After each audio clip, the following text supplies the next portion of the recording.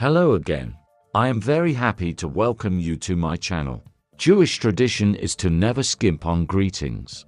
I noticed when communicating with Jews, they always greet first. A Jew can be poor or rich, but he will always smile. Because we feel an internal benevolent mood subconsciously, and the power of greeting is very, very great. I recently talked to a Jewish banker in Moscow and asked him a question. What is the secret of your negotiating technique? He said, there are no secrets here, I just know how to say hello. And indeed, I remembered that every time we met, I had the amazing impression that he was terribly glad to see me. He is quite unprepossessing in appearance, short in stature, but women are crazy about him, and not because he is rich, but because he gives compliments so sincerely, kindly, and brightly that it is simply impossible to resist.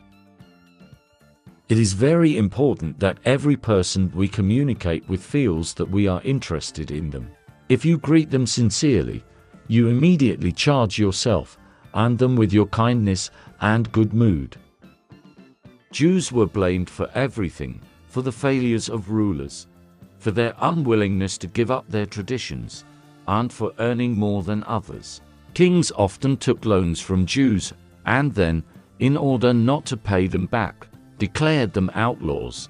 Sometimes they were given only one day to gather all the essentials and leave the country forever, everyone, men, women, children, old people. The Jews were always to blame for everything. As early as the 13th century, Jews in Europe were prohibited from owning land, which meant that they could not engage in agriculture. Jews were forced out of most professions, not allowed to engage in manufacturing and crafts. In the south of Europe, Jews were the first to introduce paper and glass production technologies, but soon this was also banned. Enclosed Jewish quarters, or ghettos, were created all over Europe. The history of the word ghetto has its roots in Venice. In 1516, the Pope demanded that the Jews be expelled from Venice, but the Venetian authorities, which were heavily dependent on Jewish money and doctors, decided to settle them on the island of Cannaregio in the Ghetto Nuovo area, which translates as New Foundry. Jews were forbidden to own real estate, engage in fine art, and could only leave the ghetto wearing special headdresses with yellow insignia. And today, if you are in Venice, you can ask to be taken to this place to understand how the Jews lived then.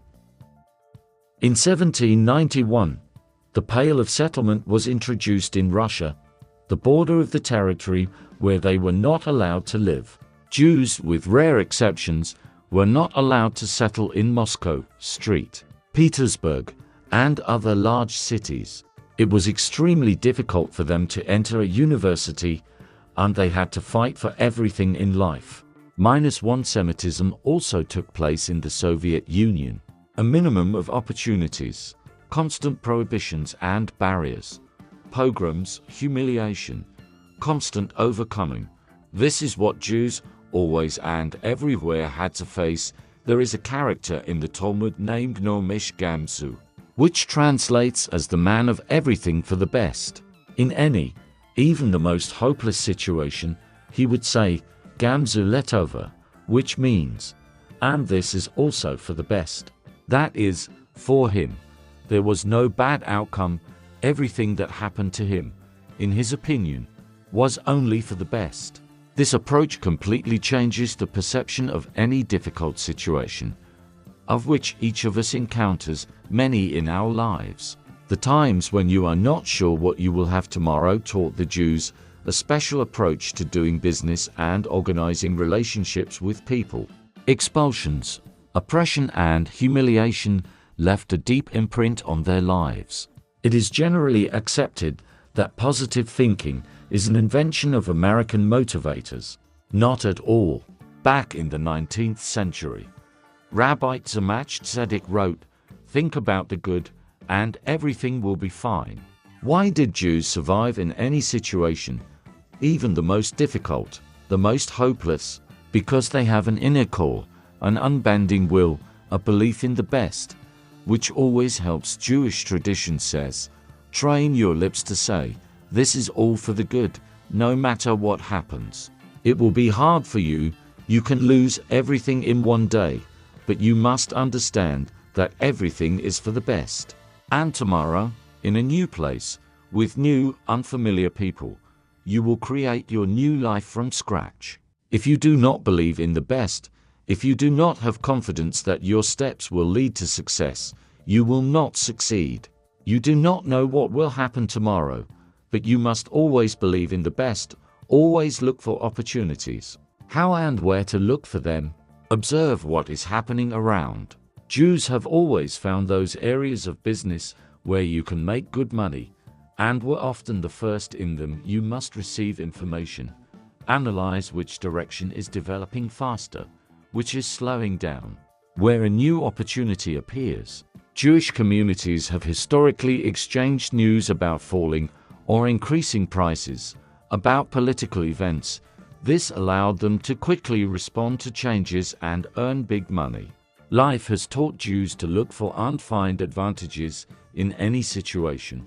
All Jewish businessmen, when everything around them is difficult and hard for everyone, everything is collapsing, ask themselves, how can I make money on this?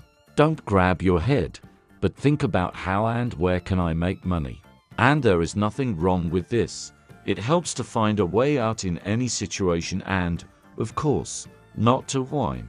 Moshe ben Maimon has a book, the title of which is translated as Guide for the Perplexed. There I found these words, who can be considered rich? And the answer, the one who is happy with what he has. If you treat these words superficially, you can be surprised. After all, if you are satisfied with your current financial situation, you will never become rich. But here everything is much deeper. In Hebrew there are the words samir, happy, and sovir, satisfied. And here we read samich, that is, someone who is truly happy and not satisfied with his life can reach the financial top. If you are satisfied, you have no motivation. I am satisfied with everything. How many times have you heard these words? And surely these people were not rich and did not even think about prosperity. At the same time, you can still not have what you are striving for, and be happy, and move towards your goal. In the Jewish understanding, only a person who is grateful for what he has can become rich.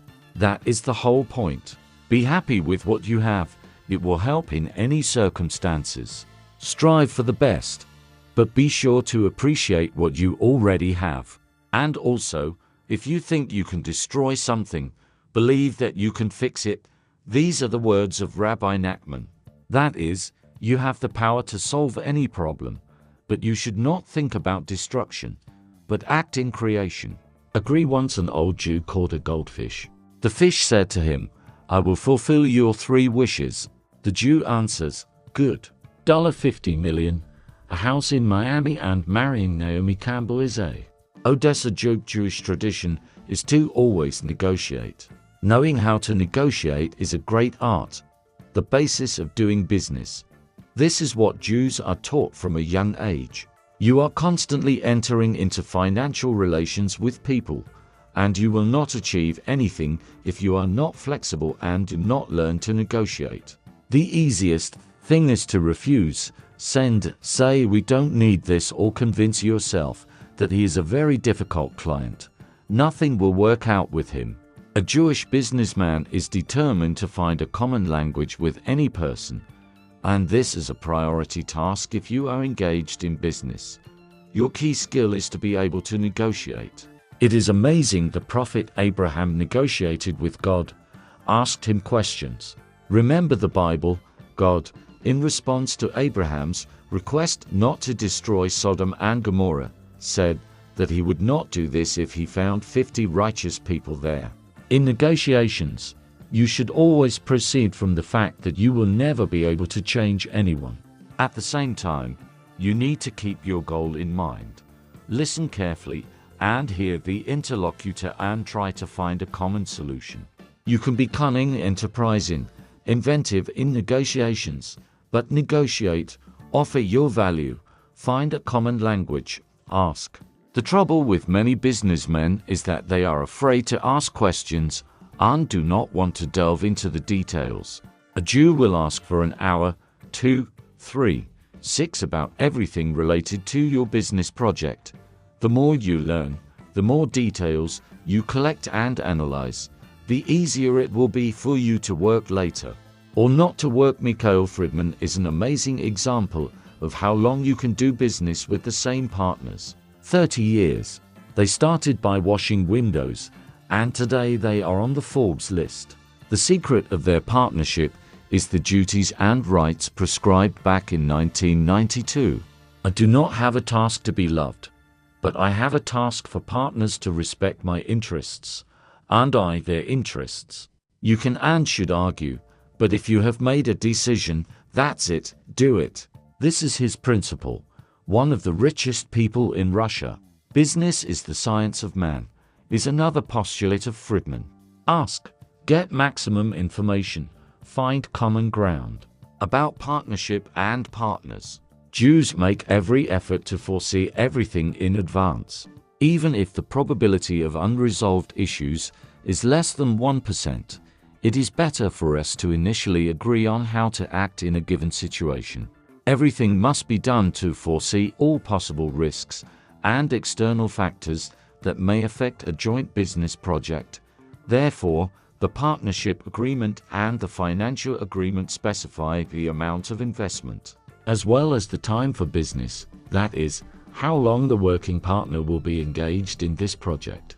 The agreement also reflects the distribution of profits, how it is divided and when, whether there are time limits for settlements between partners. Providing for liability for losses is also a significant part of the partnership agreement. When we start a business with someone, usually no one talks about losses.